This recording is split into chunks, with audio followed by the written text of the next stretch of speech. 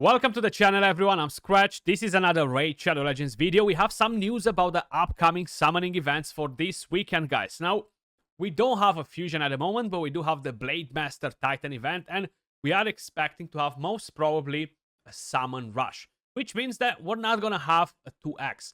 We're going to have a 15x progressive chance, but we're gonna have something else next to it. And I'll be very honest with you guys, I haven't been as excited for a summoning event in a very long time. The reason is because either the champions were not great, either a 15x is just not getting me excited enough. But this time around, we have a guaranteed Void Legendary, guys. And it's for a champion that I was really planning to try and get him. And I was really hoping that if they're gonna do a 15x, I won't have to break the bank or anything like that, you know? So I'm actually super excited, but we're gonna get to that in just a second. We're gonna start with a 15x progressive chance. So, this Friday, February 23rd, they're planning to launch two events simultaneously. They're planning to launch a progressive chance event, giving you at least a 15x chance to summon the champions of your choice from the selected pool from Ancient, Primal, Sacred, and Void shards. Then, starting with the very first legendary is going to be Kyoku. She's actually a very awesome defense tank. And not only that she can tank, she can deal some damage. And at the same time, she can actually protect a bit your team too. With the A1 attacks an enemy, she has a chance to place multiple hits if the enemy is under 3 or more debuffs, with the chance to land weaken. You have attack down or HP burn if the attack down does not land. Ally protection, block damage, extra turn. And then you have this passive. It's kind of like a Seeker on steroids with this, because every time this champion is hit with a critical hit, heals all allies and gives them increased defense. And you have a defense aura for all battles.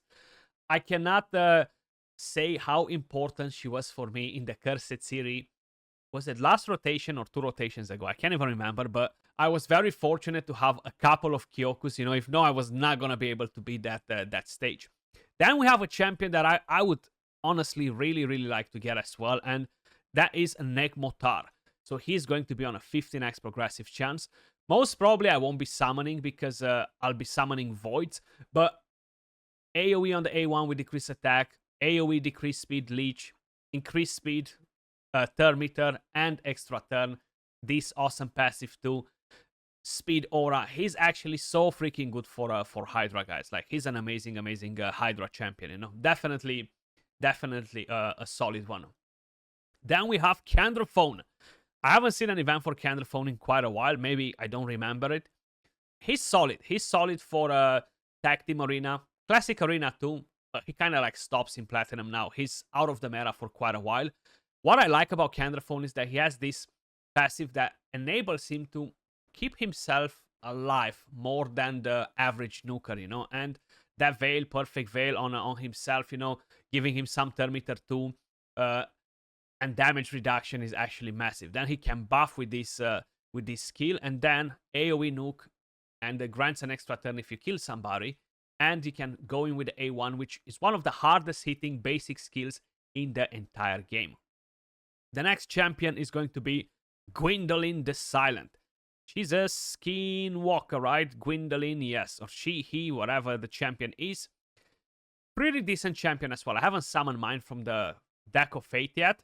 Attacks an enemy 3 times. It's kind of like a Vizier 2.0. I feel like these champions for clan boss, they're expired, man. Like, yeah, this skill would have been awesome 3 years ago, but now we have like a gazillion options for clan boss. I'm not saying you cannot use them, you know, but I feel like it's going to benefit more the people that are kind of like progressing through clan boss. They don't really have that final team that does 1 key or 2 key nightmare, ultra nightmare, you know, and they're still looking to up their damage. This could potentially up your damage in there. This is AoE with a chance to put leech, decrease speed, and decrease accuracy. AoE increases accuracy, has a chance to steal all block debuffs buff from all enemies, and to put block debuffs on the allies for 1 turn. The passive increases the crit damage by 1% for every 10 accuracy they have, which is nice. Grants an extra turn. This makes it a bit harder to tune in the clan boss. And then you have an accuracy aura for all battles. Decent for Hydra as well. Definitely not a bad champion. Then we have Krokmar the Devourer. pretty decent-ish HP-based champion. He's super annoying in the Cursed City.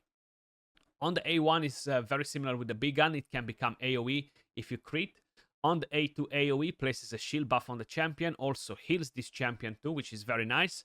Then you have increased crit rate, increased crit damage on all allies, then grants extra turn. I like that he buffs all the team. And with the passive has a chance to reduce the defense by 5% or the accuracy or resistance by 5%, depending on which one is higher. And it's the same with the defense. It's defense or attack, depending which one is higher. You know, he's decent. He's not bad. You know. Then we have the Void legendaries. One of them, she's amazing. One of them, she's okay-ish. I wouldn't want to summon her. So we're gonna start with the one that I wouldn't want to summon, and that is Supremal Haine. She was a fusion. We got her. You can use her against champions like Necret, right? Like she has this attacks one enemy, will ignore ally protection, strengthen, and shield. This is nice, you know, like if you have a Necret protecting somebody, Supremal Haine can actually slay the enemy with no questions asked. Then right here you have a AoE. The more debuffs, the more damage. The only thing is you're not really gonna get a lot of debuffs in arena, you know, which is a shame. She's immune to decrease attack, which is a very nice touch. I have her. I wouldn't like to summon her because I wouldn't necessarily want to empower my Supremal Haine because I'm not using her, you know, for arena. But she's not completely trash, you know. Like you can use her for arena definitely. And Cursed City, Faction Wars, she actually looks amazing. I really love the armor design. Looks pretty nice. And we have one more champion left, guys, and that is no one else but Krutraxa. She is a force to reckon with. Attacks an enemy, a chance to land weaken, deal a lot of damage, extra turn, the A1 hits 4 times, ignores 50% of the target's defense, the passive puts revive on that at the start of the round, and then when you kill an enemy, attack aura for all battles. Only 24%. This needs a buff, man. She's a Void Legendary. Give her a 34% instead. I'm using mine in the Fire Knight. I do have mine at +4, 4 stars awaken, and she is just disgusting, okay? Disgusting. We have a few epics as well, and we're gonna start with Mistrider Deity. Is actually super powerful. Cursed City, Faction Wars, good for clan boss, good for a lot of places. AoE defense down. He can gain extra turn, increase attack, increase accuracy. Then we have Deacon Armstrong, and he's right here. For whatever reason, my screen is just getting dark, like it's shutting down and then it's coming back on. I'm not sure what's happening. So Deacon Armstrong, super solid. Thermitor manipulation, defense down, AoE, speed aura. You have a leech on the A1. Then we have Gembo the Dishonored, a pretty solid epic damage dealer. Man, I wish they would make a legendary version that ignores everything like he does with the AoE and does a lot of crazy things, you know. But he's a nice one. He has a chance to still increase attack. AoE decreases the duration of all buffs by 1 turn. No accuracy needed. Buffs with increased crit rate and crit damage. Extra turn. The passive immune to decrease attack. Will ignore unkillable if you have increased attack. And you have a speed aura for arena. He looks super solid as a champion, you know. And we have Itlan the Golden. If I'm not mistaken, he is from the High Elves. And again, we have another extra turn. The team seems to be kind of like extra turn, you know. That's kind of like what I'm feeling from here. Extra turn. Increase crit damage, increase accuracy, extra turn. AoE damage with block active skills through fear. This is actually nice. Very nice if you're trying to do the Cursed City or Faction Wars or wherever you need these block active skills. And attacks one enemy. Pretty good damage out of the champion. Ignores 10% defense when attacking support champions. And yeah, this is actually very helpful. These are all the 15x progressive champions. Now, talking about the guaranteed Void Legendary champion, guys. We have the Queen from the Fusion. The King will be the guaranteed Void Legendary. White King Narcissus, guys. I really wanted to get this champion, and I'm gonna have the chance to get him without going through sweat, through terror, by going on 15x progressive chances. That's why I'm excited for this event. Also, they're planning to launch a guaranteed champion event simultaneously with a progressive chance event. You can dodge those. You don't need to actually have them active. Summon champions using void shards while the event is active, and you are guaranteed to get King Narcissus by your 110th void shard. Remember, if you do happen to summon the king before, your event will end. Yes, he is worth it, in my opinion, 110 void shards for Arena. That's what I'm planning to do with him. I already released a guide on the duo, guys. I'm gonna pin it for you right here. Put the link in the description down below in the pinned comments if you guys want to check out the video. See if he's worth it. See what these champions can do together. With the A1 attacks an enemy, he has a chance to randomly increase the cooldown of a target skill by 2 turns. You don't need accuracy if the queen is on the same team. The A2 is AoE. Very, very good multipliers on this, especially if both of the hits go in. Will ignore 25% of the target's defense and places an extra hit on targets under shield and strengthen buffs, which are so common in Arena.